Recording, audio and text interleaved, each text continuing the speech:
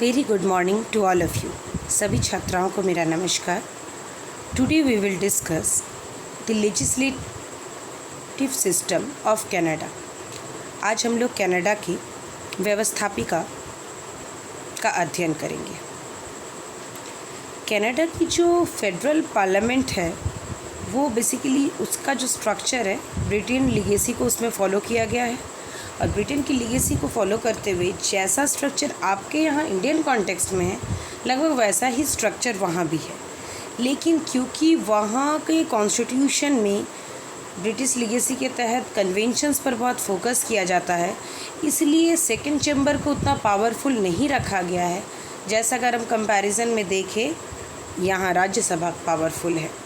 वहाँ second chamber की position week है, और वो दूसरे उसका जो कॉम्पोजिशन का जो फैक्टर्स है, जिस तरह से उसका गठन होता है, वो भी उसको बहुत ही यूनिफॉर्म स्ट्रक्चर और बहुत ही स्ट्रॉन्ग चैम्बर की तरह वर्क करने से रोकता है। तो वहाँ की जो फेडरल पार्लियामेंट है, संघीय संसद, उसमें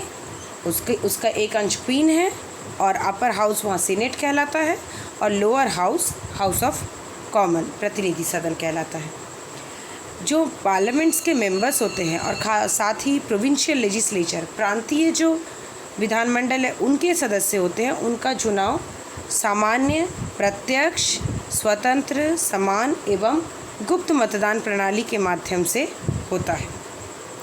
जितने भी प्रोविंशियल लेजिस्लेचर हैं, प्रांतीय जो विधानमंडल है, वो सब एक सदनीय है,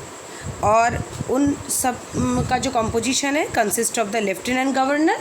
और एक लेजिस्लेटिव असेंबली, यानी एक लेफ्टिनेंट गवर्नर होंगे, जैसे कि सेंट्रल लेवल पर क्वीन होती है, और साथ ही एक विधायी सभा होगी।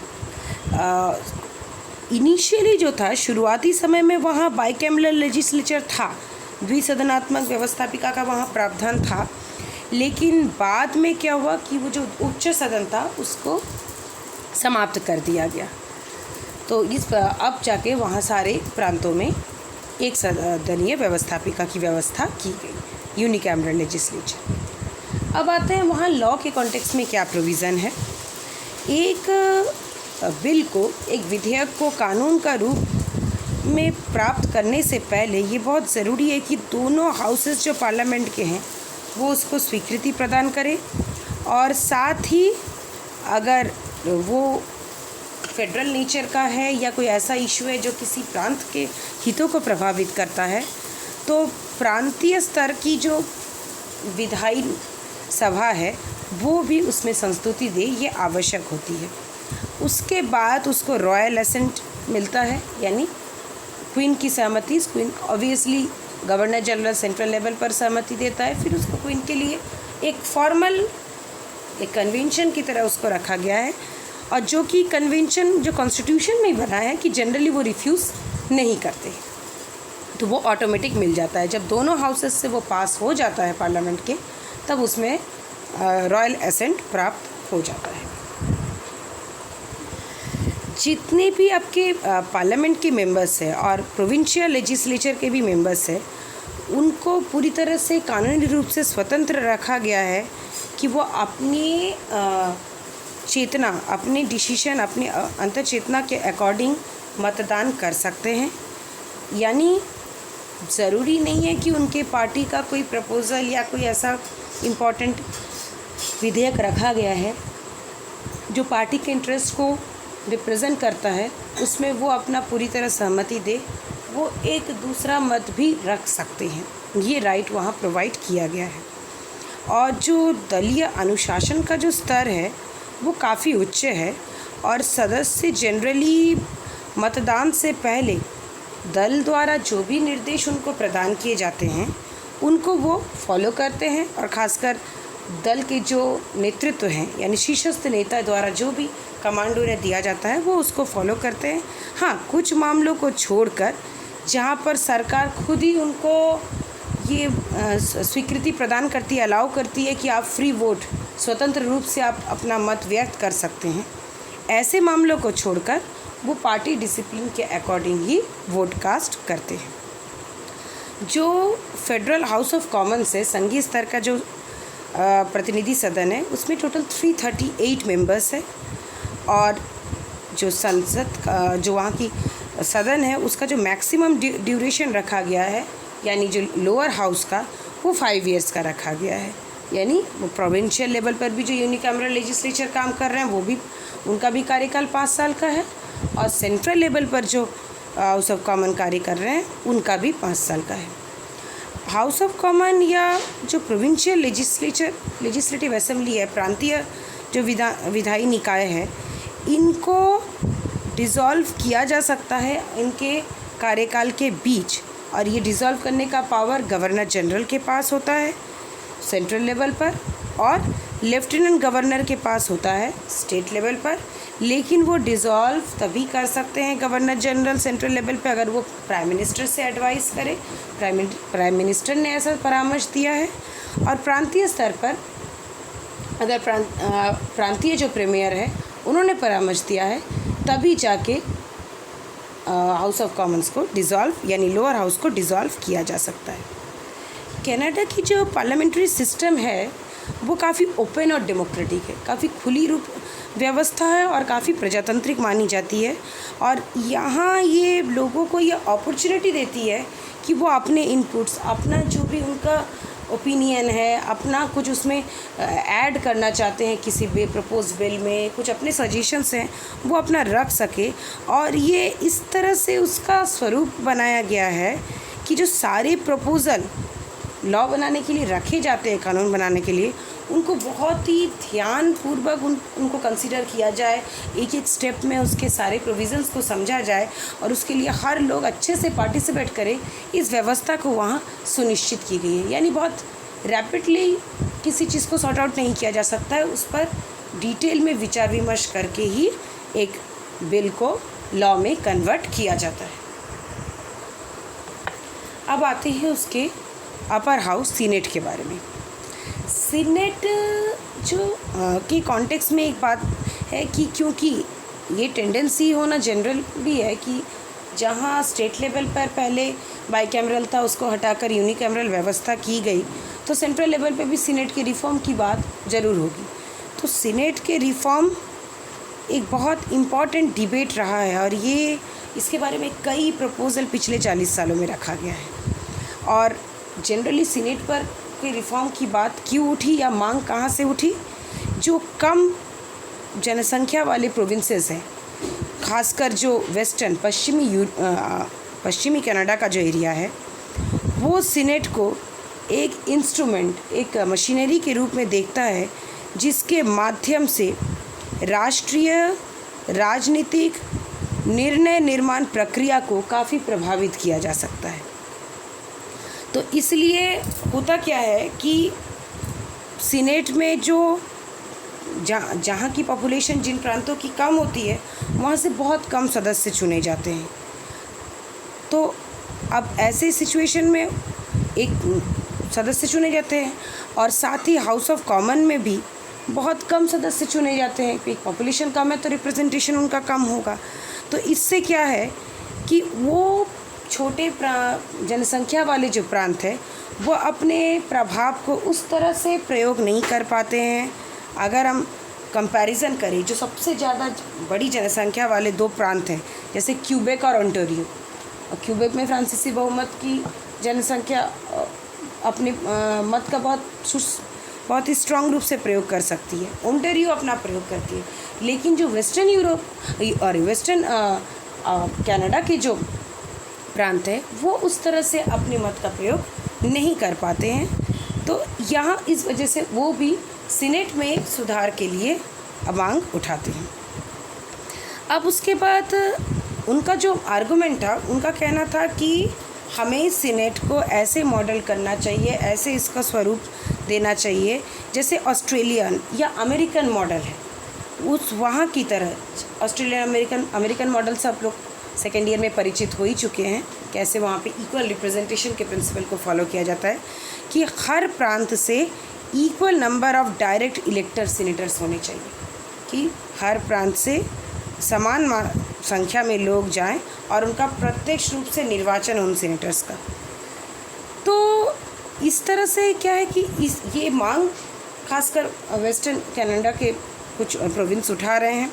अब ये जो नया सीनेट फॉर्म हो सकता है, अगर वो डायरेक्ट रिप्रेजेंटेशन इस तरह से दे दिया जाए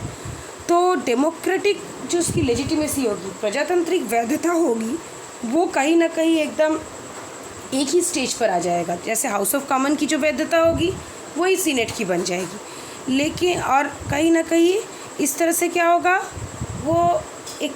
कंपैरेबल पावर्स को भी प्रयोग करने लगेंगे, तुलनात्मक रूप से दोनों लगभग बराबर शक्तियों का भी प्रयोग करने लगेंगे। ये सिचुएशन उभर कर आ सकती है। तो अभी जो वहाँ का कंपोजिशन है, वहाँ 105 सीट्स सीनेट्स को मिले हुए हैं और उनका डिस्ट्रीब्यूशन इस तरह से किया गया है कि ओंटारियो और क्यूबेक, जो कि सबसे ज़्यादा डेंसली पॉपुलेटेड प्रोविंसेस है, वहाँ से 24 मेंबर्स आते हैं। देखो यहाँ 24 यानी वहाँ हाफ ऑफ दी जो रिप्रेजेंटेशन है इन्हीं दोनों प्रोविंसेस से हो जाता है। फिर न्यू ब्रंसविक और नोवा स्कोटिया से 10-10 मेंबर्स, प्रिंस एडवर्ड आइलैंड से 4, British Columbia, Alberta, Saskatchewan, Manitoba, Newfoundland से 6-6 मेंबर, यूकॉन, नूनावट और नॉर्थ वेस्ट टेरिटरी से 1 मेंबर चुने जाते हैं, एक मेंबर चुने जाते हैं। और जो 4 जो वेस्टर्न प्रोविंसेस हैं, जो कि वेस्टर्न कनाडा के पार्ट है, पश्चिमी कनाडा के, उन वहाँ से लगभग उनकी जो पॉपुलेशन है वो पूरे देश की पॉपुलेशन का मात्र 30% है, और वहाँ से और उनका सिर्फ 23% सीट ही उनका सीनेट में है। तो इस तरह से उनका रिप्रेजेंटेशन बाकी प्रांत की अपेक्षा कम है। पर अगर हम जो इक्वलाइजेशन की बात हो रही है सीनेट की, कि अगर सीनेट के जो प्रतिनिधित्व होता है उसको अगर हम समान कर दें हर प्रांत के लिए, तो इसकी जो रिज़ल्ट है वो अप्रजातांत्रिक हो सकते हैं। क्योंकि जो 6 सबसे छोटे प्रांत हैं और जिसमें से कि जो 4 जो अटलांटिक प्रोविंसेस है, जैसे कि मैनिटोबा हो गया, सैस्कैचेवान हो गया, ये दोनों मिलकर 60% ऑफ सीनेट सीट ग्रहण कर लेंगे अगर हम यहाँ पे इक्वलाइजेशन के प्रिंसिपल को अप्लाई कर देते हैं तो। और लेकिन अगर हम इनका रिप्रेजेंटेशन देखें कनाडा की पॉपुलेशन में, तो ये सिर्फ 17% जो कनाडा की जनसंख्या है उसी का प्रतिनिधित्व करते हैं। तो इस तरह से अगर हम देखें तो इससे क्या होगा कि अगर ये समान प्रतिनिधित्व के सिद्धांत को लागू कर दिया गया तो इसके रिज़ल्ट बहुत पॉजिटिव नहीं होंगे कनाडा के कॉन्टेक्स्ट में।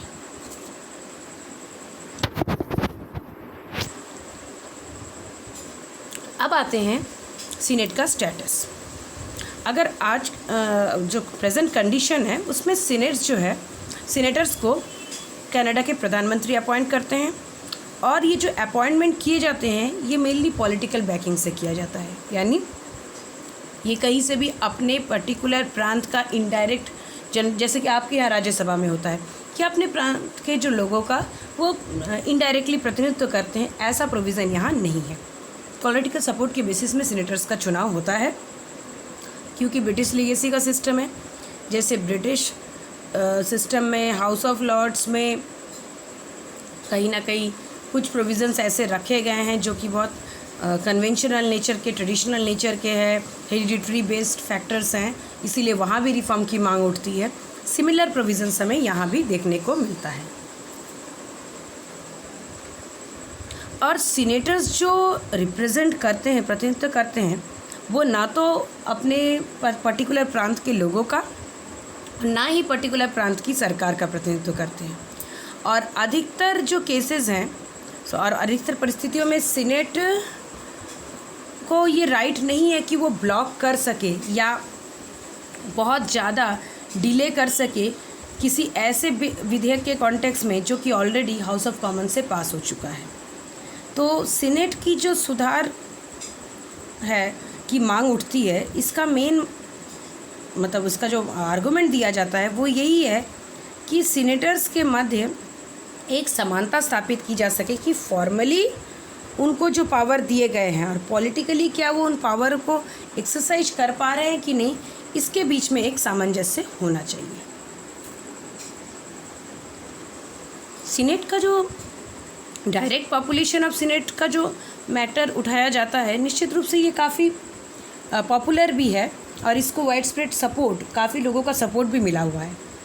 पर अगर इस समाधान को अपना भी लिया जाए तो इसके कुछ नकारात्मक परिणाम भी उभर कर आते हैं, क्योंकि वहाँ कैसी व्यवस्था है, वेस्ट मिनिस्ट्रियल सिस्टम है, पार्लियामेंट्री संसदीय शासन व्यवस्था को अपनाया गया है, जिसमें उत्तरदायी सरकार दलीय अनुशासन के आधार पर कार्य करती है। और अगर वहाँ पर एक लोकप्रिय चयनित सीनेट की व्यवस्था कर दी जाएगी तो वो लगभग हाउस ऑफ कॉमन के बराबर हो जाएगी, और इससे क्या होगा, दोनों के बीच में बहुत ही एक आभासी अंतर रह जाएगा या लगभग बराबर शक्तियाँ हो जाएंगी। तो इससे क्या होगा, इससे दो परिणाम निकल सकते हैं। या तो उनके बीच में काफ़ी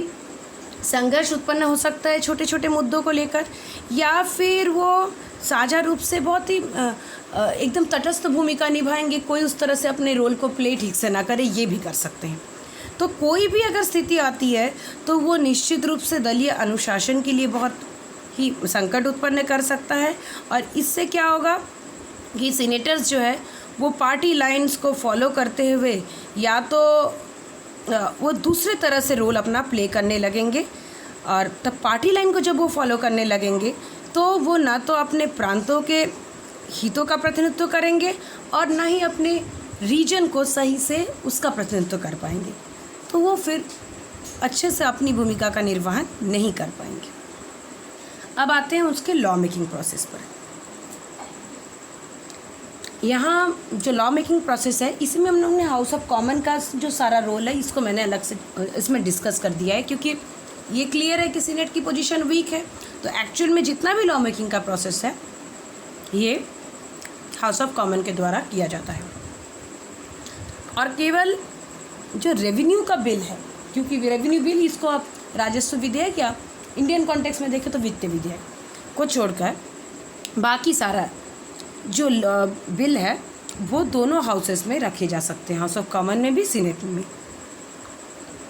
जो 1867 का संवैधानिक अधिनियम था, संविधान अधिनियम था, जो कि ये प्रोविज़न करता है कि राजस्व संबंधी जितने भी विधेयक है जो कि टैक्स को जनरेट करने से संबंधित है, उनको हाउस ऑफ कॉमन में ही उसको रखा जाएगा, और वहाँ रखने से पहले गवर्नर जनरल की उसमें संस्तुति रिकमेंडेशन होना ज़रूरी है। और जब संवैधानिक कन्वेंशन, कॉन्स्टिट्यूशनल कन्वेंशन के बाद मोनार्क के प्रतिनिधि दोनों स्तरों पर, सेंट्रल लेवल पर भी, दोनों लेवल की गवर्नमेंट पे वही रेकमेंड कर सकते हैं कि revenue bill proposed by A member of cabinet. और ये कन्वेंशन चला आ रहा है कि राजा के प्रतिनिधि केंद्रीय स्तर पर, राज्य स्तर पर, यानी गवर्नर जनरल और लेफ्टिनेंट गवर्नर वही तय करते हैं। वो किसी अगर कैबिनेट के मंत्री द्वारा कोई राजस्व विधेयक रखा जाता है तो उसी को वो संस्तुति अपना प्रदान करते हैं। तो और इस रूल को बहुत ही सीरियसली रेस्ट्रिक्ट किया गया है, तो इसको बहुत स्ट्रांगली इसको अप्लाई किया गया है। और जो सामान्य जो मंत्री हैं, सामान्य मंत्री जो संसद में हैं, वो किसी और इम्पॉर्टेंट विधेयक को नहीं रख सकते, इम्पॉर्टेंट विधि निर्माण के कार्य में भाग नहीं ले सकते हैं। जो इम्पॉर्टेंट मेंबर्स हैं कैबिनेट के, उन्हीं को ये राइट दिया गया है। साथ ही संघीय और प्रांतीय सरकारों जो कंट्रोल्स का जो एजेंडा है, द फेडरल और provincial government controls the agenda of parliamentary business, यानी दोनों लेवल के सरकार तय करती है कि जो पार्लियामेंट है वो किस तरह काम करेगा। और यहाँ कहीं ना कहीं ये रेस्ट्रिक्शन भी वो लगा सकती है कि अगर कोई प्राइवेट मेंबर अपना कोई विधेयक लाता है तो उसके पीछे कितना समय डिवोट किया जाएगा, यानी इम्पॉर्टेंट विधेयकों पर ज़्यादा समय डिवोट किया जाएगा और प्राइवेट मेंबर्स के बिलों पर कम समय डिवोट किया जाएगा। तो इस तरह से जो कैबिनेट है वो कंट्रोल भी करती है पूरे प्रिपरेशन को, साथ ही जो कोई विधेयक है उसको कैसे रखा जाएगा, उसकी कैसे सुनवाई होगी, इसको बहुत स्ट्रिक्टली उस पर उसका मॉनिटरिंग होता है। जब एक बिल हाउस द्वारा स्वीकृत कर लिया जाता है तो उसके बाद हाउस यानी हाउस ऑफ कॉमन द्वारा जहां उसको इंट्रोड्यूस किया गया है या फिर सीनेट, तो उसके बाद वो दूसरे हाउस में भेजा जाता है और उसको भी ये सेम प्रोसीजर फॉलो करना पड़ता है। सीनेट, जैसे सपोज़ करो कोई विधेयक हाउस ऑफ कॉमन में रखा गया है, वहाँ से पास हो गया है, फिर वो सीनेट में गया है, तो सीनेट को ये राइट है कि उसमें संशोधन के लिए प्रस्ताव दे सकता है, प्रपोज कर सकता है जो बिल हाउस ऑफ कॉमन से पास हो चुका है। लेकिन अगर हाउस किसी ऐसे प्रोविज़न को अडॉप्ट करने की बात करता है, मतलब ज़रूरी नहीं है कि सीनेट ने जो संशोधन का प्रस्ताव दिया है वो हाउस ऑफ कॉमन्स मान ही जाएगा। अगर हाउस ऑफ कॉमन्स इस बात पर इंसिस्ट करता है, insist on it's adoption without any propose modification, यानी अगर वो उसको मूल रूप में उस विधेयक को पारित करना चाहता है, तो senate can in practice make no further obstruction, यानी सीनेट को ये कोई अधिकार नहीं है कि वो उसमें और विलंब कर सकता है या उसमें किसी प्रकार का व्यवधान किसी विधेयक पर लगा सकता है। यानी ऑर्डिनरी बिल के कॉन्टेक्स्ट में भी हम कह सकते हैं कि हाउस ऑफ कॉमन के पास ज़्यादा पावर होता है। कुछ रेयर ओकेशंस हैं जहाँ पर कि सीनेट अपनी शक्तियों का प्रयोग कर सकती है, जिसको कि हम रियल वीटो कह सकते हैं, लेकिन वो बहुत ही कम उसके हमें उदाहरण मिलते हैं। ये तब हो सकता है कि जब गवर्नमेंट ने कोई ऐसा बहुत ही कंट्रोवर्शियल प्रपोज़ल रखा हो और काफ़ी लेट रखा हो। अगर विधायी टर्म्स में देखें, विधायी नियम कानून के अनुसार देखें तो काफ़ी लेट रखा गया हो, तो ऐसे में वो अपना वीटो प्रयोग कर सकता है। लेकिन वो प्रयोग करने के बाद भी जो कन्वेंशन में है कि वो रोकेगा नहीं, तो कर भी देगा, तो हो सकता है उसके द्वारा जो भी रिस्ट्रिक्शन लगाए गए हैं उसको हाउस ऑफ कॉमन्स खारिज कर दे। तो इसलिए जो मोनार्क्स के representatives refusal to assent would unjust with the convention of the constitution, तो इसलिए ये एक मतलब यहाँ पर ये प्रोविज़न बना हुआ है कि अगर दोनों after the adoption by both the houses, यानी अगर सामान्य परिस्थितियों में कोई भी विधेयक दोनों संसद के दोनों सदनों से पारित हो जाता है, तो उसके बाद रॉयल एसेंट के लिए, राजकीय संस्तुति के लिए भेजी जाती है, और जब वो प्राप्त हो जाता है तब वो एक्ट फिर फोर्स में आता है और वो लॉ में पारित हो जाता है। जनरली जो भी राजा के प्रतिनिधि होते हैं वो रिफ्यूज़ल नहीं करते हैं, वो अपनी स्वीकृति प्रदान कर देते हैं। और अगर वो रिफ्यूज़ करते हैं तो इसको जो संविधान की जो कन्वेंशन की जो परंपरा है उसके साथ अन्यायपूर्ण माना जाएगा, उसके साथ ये मैच नहीं करेगा। अब आते हैं पार्लियामेंट्री इलेक्शन के कॉन्टेक्स्ट में। जो पार्लियामेंट के सदस्य हैं और प्रांतीय स्तर पर जो प्रांतीय विधानसभा के सदस्य हैं, उनका चुनाव फर्स्ट पास द पोस्ट यानी winners take of plurality system से होता है। ये सिस्टम आपके यहाँ भी प्रचलित है। एफपीटीपी में होता क्या है कि उसमें पूरे कनाडा को सिंगल मेंबर कॉन्स्टिट्यूएंसी, एक सदस्यीय निर्वाचन क्षेत्र में पूरे कनाडा को बांट दिया जाता है, और प्रत्येक इसमें से किसी भी कैंडिडेट को जो कि सबसे अधिक वोट प्राप्त करता है, हो सकता है कि वो सब एब्सोल्यूट मेजॉरिटी पूर्ण बहुमत ना प्राप्त करे तो भी उसी को विजयी माना जाता है। इस सिस्टम का जो एक बहुत इम्पॉर्टेंट फीचर है कि इससे एक काफ़ी हमें एक डिस्टॉर्शन, एक नेगेटिव फैक्टर उभर कर सामने आता है कि वोट जो किसी विशिष्ट दल के द्वारा जो प्राप्त होते हैं और लेजिस्लेटिव असेंबली में उस दल विशेष ने कितने सीटों पर जीत हासिल की है, उसके बीच में हमें काफ़ी अंतर देखने को मिलता है। तो ये इस प्रैक्टिस का एक नेगेटिव एस्पेक्ट है कि सिर्फ most of the vote win करने पर ही हम एक कैंडिडेट को विजयी घोषित करते हैं। जैसे उदाहरण के लिए जो फेडरल इलेक्शंस हुए थे सन 2000 में, उसमें जो गवर्निंग पार्टी थी लिबरल पार्टी, उसने केवल 53.5% seat he house of common में जीते। लेकिन अगर हम उनके लोकप्रिय वोटों का परसेंटेज देखें वो 40.8 था। तो यहाँ लोकप्रिय वोटों के परसेंटेज में और जीते हुए सीटों के परसेंटेज में काफ़ी अंतर देखने को मिलता है। और कनाडा के कॉन्टेक्स्ट में अगर हम देखें तो जो प्लूरलिटी का सिस्टम है, ये जो बहुल व्यवस्था है, ये कहीं ना कहीं इलेक्टोरल रीजनलिज्म को भी दिखाता है। यानी चुनाव के आधार पर क्षेत्रवाद की प्रवृत्ति को बढ़ावा दिया जाता है। लोकल इंटरेस्ट को परस्यू करने के कॉन्टेक्स्ट में वो हर पार्टी विशेष अपने कैंडिडेट्स को पुटअप करने की पूरी प्रयासरत रहते हैं। भले वोट के परसेंटेज, पार्टी डिसिप्लिन या सीट्स का एक बहुत मेजर हम डिफरेंस ना हो, लेकिन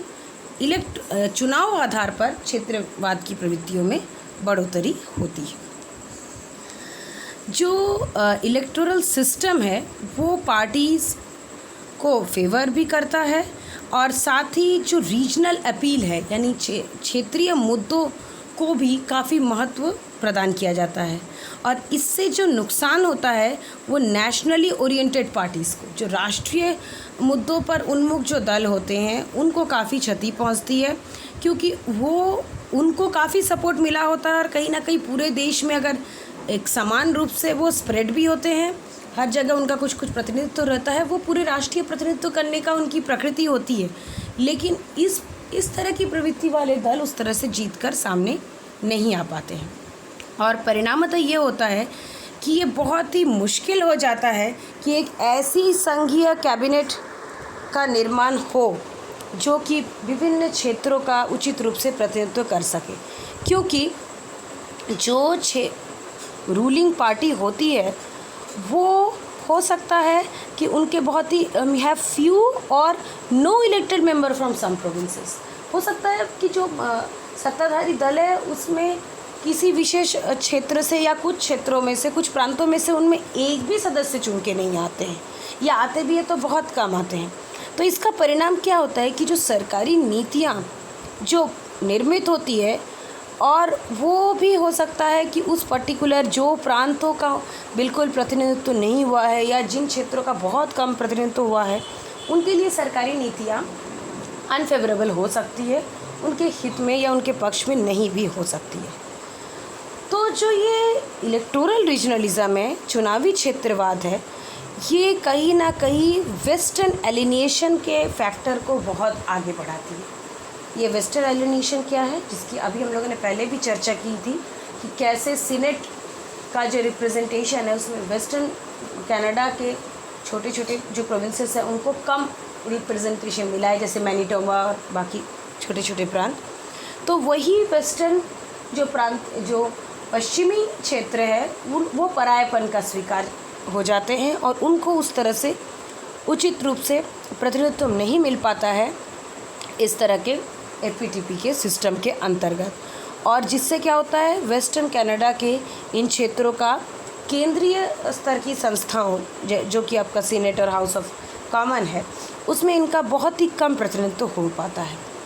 और ज़्यादातर प्रांत भी क्या करते हैं अपने लेवल पर फर्स्ट पास द पोस्ट चुनावी व्यवस्था को ही प्रयोग करते हैं। और कुछ तो हम देखें कि या कुछ कॉन्टेक्स्ट में अगर हम देखें तो इसके परिणाम और लगभग वही होते हैं, जो इससे जुड़ी समस्याएं हैं वो भी लगभग वही बनी रहती है। और अभी के समय में हम देखें तो कई प्रांतों में ऐसे सुधार संबंधी जो प्रपोज़ल इनिशिएट किए जा रहे हैं, जिससे कि वो एफपीटीपी के अंतर्गत ही कुछ आनुपातिक प्रतिनिधित्व के संबंधित कुछ कारकों को भी सम्मिलित किया जाए, ऐसी व्यवस्था के भी कुछ अंशों को स्वीकृत किया जाए, जिससे कि वो चुनाव की व्यवस्था प्रतिनिधित्व मूलक हो सके और हर रीजन को प्रॉपर रूप से प्रतिनिधित्व मिल सके और प्रांतीय लेवल पर हर सिटी को, हर छोटे छोटे एरियाज़ को प्रतिनिधित्व मिल सके। अब इसको सम अप करते हैं कि कैसे कनाडा में और जो फैक्टर्स हैं जहाँ पर पार्लियामेंट अपना मेजर रोल प्ले कर रही है। कनाडा में जो कुछ प्रोविज़न्स जो संविधान में, जो औपचारिक रूप से कनाडा की संविधान है, उसमें ऐसी व्यवस्था की गई है, और ख़ासकर जो इंटरनल फेडरल कॉन्स्टिट्यूशन, आंतरिक जो संघीय संविधान है, और इंटरनल प्रोविंशियल कॉन्स्टिट्यूशन, आंतरिक प्रांतीय संविधान है, उनको अमेंड करने के लिए, उनमें संशोधन करने के लिए ऑर्डिनरी स्टैट्यूट के माध्यम से फेडरल पार्लियामेंट में या प्रांत जो इंटरेस्टेड प्रोविंसेस है उनके लेजिस्लेचर में रखा जा सकता है। यानी उसमें आम स्टैट्यूट्स को जो न्यायिक प्रक्रिया के माध्यम से संशोधन किया जा सकता है। द मोस्ट इम्पॉर्टेंट प्रोविज़न, जो सबसे इम्पॉर्टेंट प्रोविज़न है, वो है पर्टिकुलरली कैनेडियन चार्टर और डिवीज़न ऑफ पावर का। जो कैनेडियन चार्टर और जो शक्तियों के वितरण की जो व्यवस्था की गई है, इसमें संशोधन करने के लिए काफ़ी कॉम्प्लेक्स फार्मूलाज तैयार किए गए हैं, और उन्हीं कॉम्प्लेक्स फार्मूलाज, जटिल फार्मूला के माध्यम से ही इनमें संशोधन हो सकता है। और उसके लिए फेडरल अथॉरिटीज़, जितनी भी संघीय संस्था हैं, उनकी संस्तुति आवश्यक है। और साथ ही अगर वो जो व्यवस्थाएं हैं, जो प्रावधान हैं, वो प्रांतों के हितों को भी प्रभावित कर रहे हैं, तो सर्टेन के नंबर ऑफ प्रोविंसेस को भी उसमें अपनी संस्तुति देनी होती है। यानी यहाँ पर अमेंडमेंट के प्रोसीजर को थोड़ा कठोर बनाया गया है, रिजिड प्रोविज़न रखा गया है, जहाँ पे सेंट्रल लेवल पर पार्लियामेंट के दोनों हाउसेस के साथ स्टेट लेवल में जो प्रोविंशियल लेजिस्लेचर है उनको और स्टेट लेवल के भी स्टेट्स प्रोविंसेस का भी संस्तुति उसमें आवश्यक है। और फाइनली अगर हम इसको सम अप करते हैं, जो 1982 का कॉन्स्टिट्यूशन एक्ट है, संविधानिक अधिनियम है, यहाँ पे एक प्रावधान है जो सेक्शन 36, वो इसको स्पेसिफाई करता है कि संघीय पार्लियामेंट का ये उत्तरदायित्व होता है और ये उसकी प्रतिबद्धता होती है, खासकर प्रांतीय, और साथ ही साथ न केवल संघीय संसद का, प्रांतीय विधायिका का भी, कि वो ऐसी व्यवस्था सुनिश्चित करे जिसमें सभी को समान अवसर प्राप्त हो सके। जितनी भी सार्वजनिक सेवाएं हैं, आप लोग जानते होंगे कि कनाडा में जो हेल्थ फैसिलिटी है वो काफ़ी अच्छी है। वहाँ पर हेल्थ सेक्टर में काफ़ी ज़्यादा गवर्नमेंट का फोकस रहता है। सोशल सिक्योरिटी सर्विसेज को प्रमोट करने के कॉन्टेक्स्ट में वहाँ काफ़ी इनिशिएटिव्स लिए जाते हैं।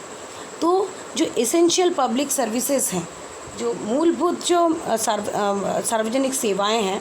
वो सभी कनाडा के वासियों को रीज़नेबली, ठीक है, services of reasonable quality to all the Canadians, यानी गुणात्मक स्तर को बनाए रखते हुए सभी कनाडावासी उसका प्राप्त कर सके, ये सुनिश्चित करना भी एक तरह से फेडरल पार्लियामेंट का पावर है, या स्टेट लेवल पर प्रोविंशियल लेजिस्लेचर का। तो ये इस बात को स्पेसिफाई करता है कि पार्लियामेंट के पास ये अतिरिक्त शक्ति होती है कि वो अगर चाहे तो जो adequate access to the resources के प्रोविज़न को इम्प्लीमेंट करने के लिए, या सोसाइटी के मार्जिनलाइज सेक्शन को रिसोर्सेज प्रोवाइड करने के कॉन्टेक्स्ट में, या पब्लिक सर्विसेज के क्वालिटीज़ को इम्प्रूव करके और उसका रीच हर जगह हो सके, इन सब को सुनिश्चित करने संबंधित लॉ है, डिसीशंस है, ये मेकिंग अथॉरिटी की तरह काम करते हैं। तो ये वहाँ का एक बहुत ही इम्पॉर्टेंट फीचर है जिसको कि 1982 के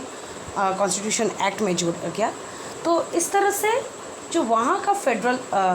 पार्लियामेंट का स्ट्रक्चर है, ये पूरी तरह से पार्लियामेंट्री फॉर्म ऑफ सिस्टम में, जिसमें लोअर हाउस की सुपीरियर पावर की तरह वर्क कर रहा है, और उसी प्रिंसिपल पर ये काम करता है,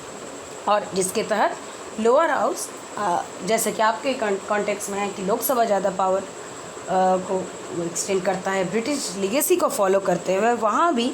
आपके सीनेट की जगह हाउस ऑफ कॉमन को ज़्यादा शक्तिशाली बनाया गया है, और इन प्रैक्टिस भी उसका कॉम्पोजिशन, उसके पावर्स, फंक्शन और उसका स्टेटस अपर हाउस सीनेट की अपेक्षा ज़्यादा रिप्रेजेंटेटिव है, क्योंकि उनके मेंबर्स का भी जो चुनाव है वो रिप्रेजेंटेटिव तरीके से होता है, इस वजह से भी इस हाउस को ज़्यादा पावर्स प्रोवाइड किया गया है। Thank you.